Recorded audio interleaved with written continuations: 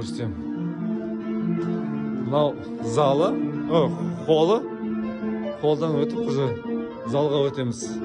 Қараңыз, мына жерде роща бар. Біз Киз ауылында жүрміз, Алмалыбақ ауылы. Мына Алмалыбақтың рощасы, мына жақта институт, Киздің институты, білесіз, Казахский институт исследования земледелия деген. Осы жерде бізде сатылымға үй шығып тұр, 2 этаждық.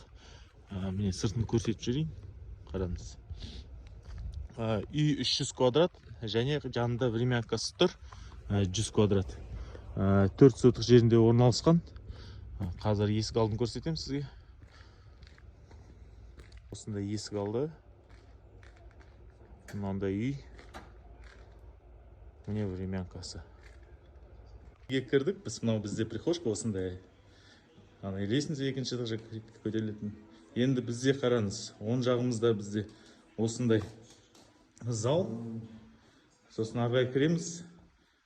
Үлкен зал. Міне көріп алыңыз. Енді арғарай мынау ана бөлме, мынау кухня. Кухняны дұрыстап көрсетейін сізге. И және мына бөлмені көрсетейін сізге. Екінші этажға лестница, мына жерде бізде санузел, туалет, душ. И енді екіншіге көтерілейік.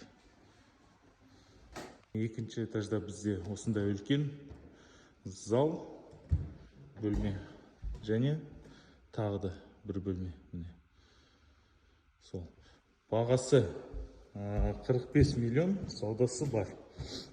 Есім номерін ас жағына жазып кетемін. Сосын Киз жақта институт бар ғой, соның артында орналасқан. Міне көріп алыңыз.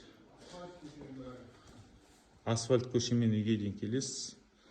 Сол хабарласыңыз. Айтып едім ғой сізге, летний кухняның іші. Тоже полностью отапливаемый. Қыста да тұра беруге болады. И сосын міне осындай бір бөлме.